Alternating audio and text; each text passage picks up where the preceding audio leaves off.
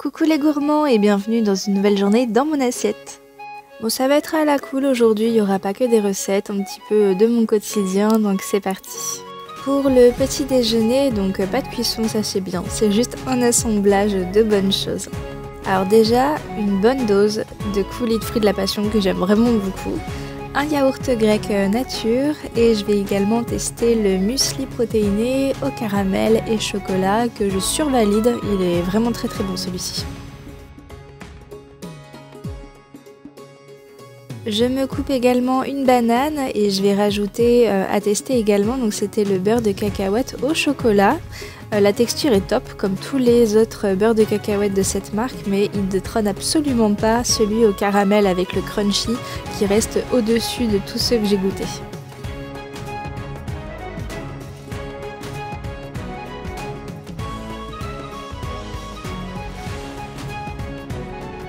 Petit tour dans le jardin après le petit déjeuner. Alors j'apprends encore de notre jardin, je découvre encore de nouvelles fleurs qu'on n'avait pas l'année dernière. Mais surtout on réfléchit à comment l'aménager pour avoir déjà plus de fruits, même si on a déjà planté 3 arbres, nous faire un petit potager et nous créer donc un petit coin terrasse à l'abri des regards. Et j'en profite pour prendre tout de suite de la ciboulette, donc ça sera pour le repas du midi. J'avais une envie de petite salade de pommes de terre, vraiment toute simple. Alors ça va commencer par 30 minutes de cuisson pour les pommes de terre, donc là j'ai gardé la peau. Ensuite je vais les plonger dans un bain d'eau froide et comme ça la peau va se retirer toute seule.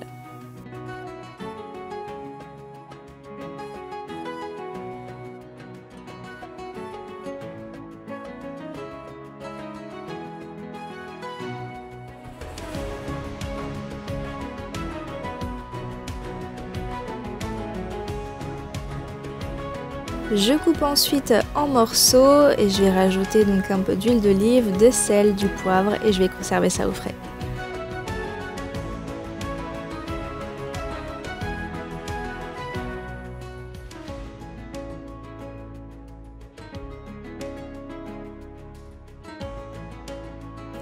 Et puis là, à ce moment, j'ai reçu ma commande de sauce Traîne, donc ça fait vraiment beaucoup de bulles à l'intérieur, mais au moins je suis sûre qu'il n'y a pas eu de casse parce que j'ai quand même pris pas mal de bouteilles de 500 ml et de 150 ml avec des motifs floraux. Et j'ai hâte de voir la collection qui vont sortir pour l'automne et l'hiver, parce que ça fait des années que je résiste, mais cette année j'ai décidé que j'allais craquer, donc je rachèterai également une petite sélection avec les motifs hivernaux. Ainsi que de recharge donc pour ma brosse de vaisselle.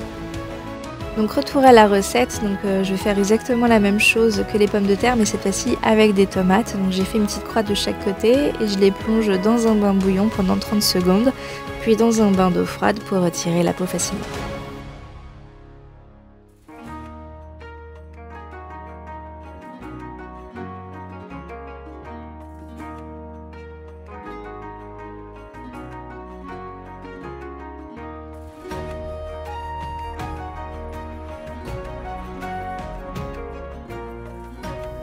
Et je cisaille également la ciboulette du jardin.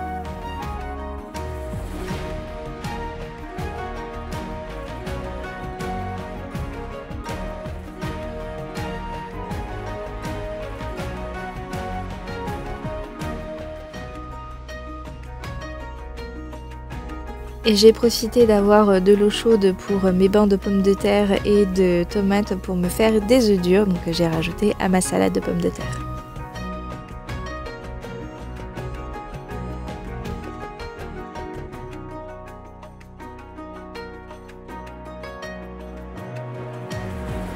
Alors comme la salade de pommes de terre c'est pas du tout ce que mes messieurs vont manger, je leur ai préparé donc en parallèle des lasagnes de bœuf.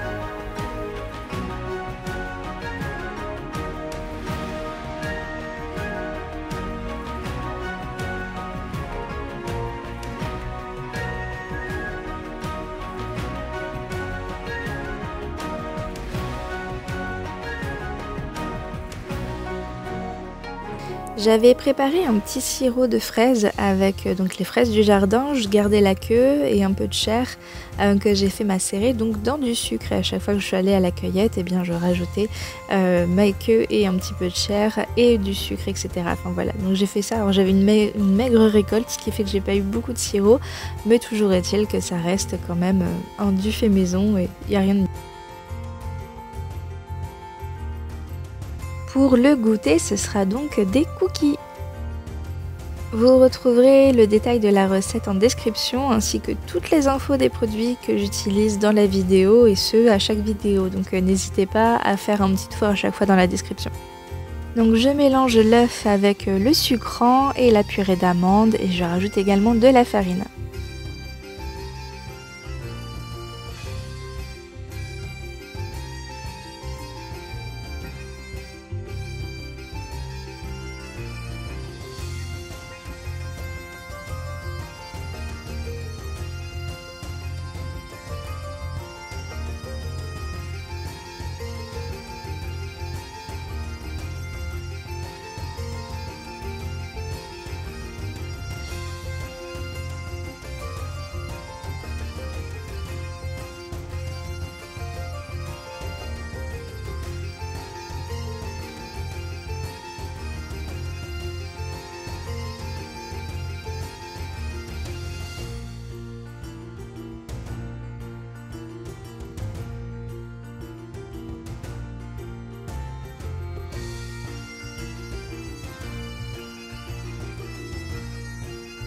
Et je finis en ajoutant les pépites de chocolat et les amandes donc coupées grossièrement ainsi qu'une petite pincée de sel.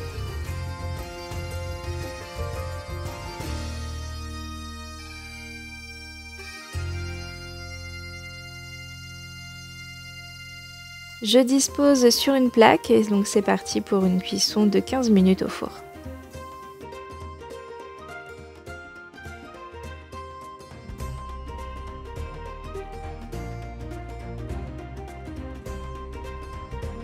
Alors étape importante, je le dis tout le temps, disposez les cookies sur une grille à pâtisserie pour qu'ils refroidissent avec l'air qui passe en dessous, comme ça permet vraiment d'avoir une croûte bien croustillante et un cœur moelleux.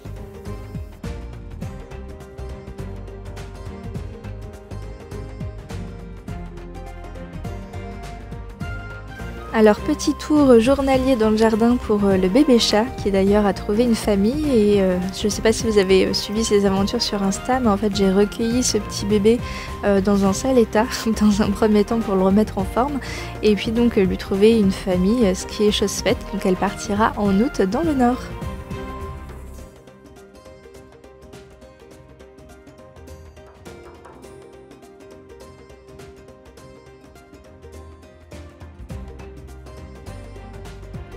Pour le repas du soir, ce sera le pudding anglais de ma maman. Donc en amont, j'ai fait griller un mélange de légumes avec un petit peu d'huile d'olive.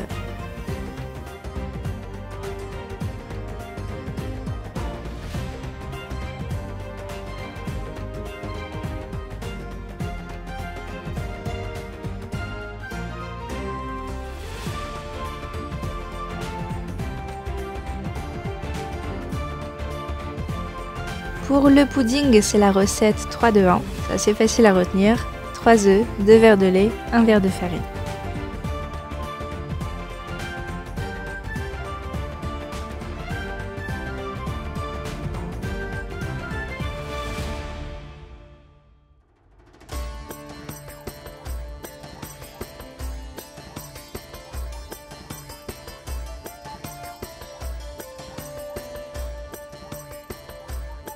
Je rajoute des épices, du sel et du poivre, ainsi que le mélange de légumes et je vais verser dans le moule.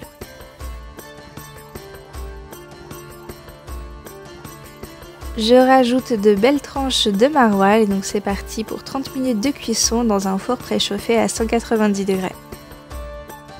Donc moi ce que j'ai fait c'est de profiter que le four soit encore chaud de mes cookies, donc pour l'enfourner dans la foulée.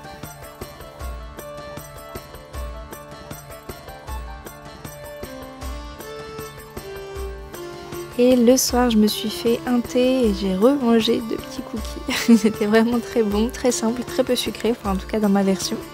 Et donc voilà, c'en est tout pour ma journée dans mon assiette. Et puis on se retrouve donc très bientôt pour une nouvelle vidéo. Et des bisous!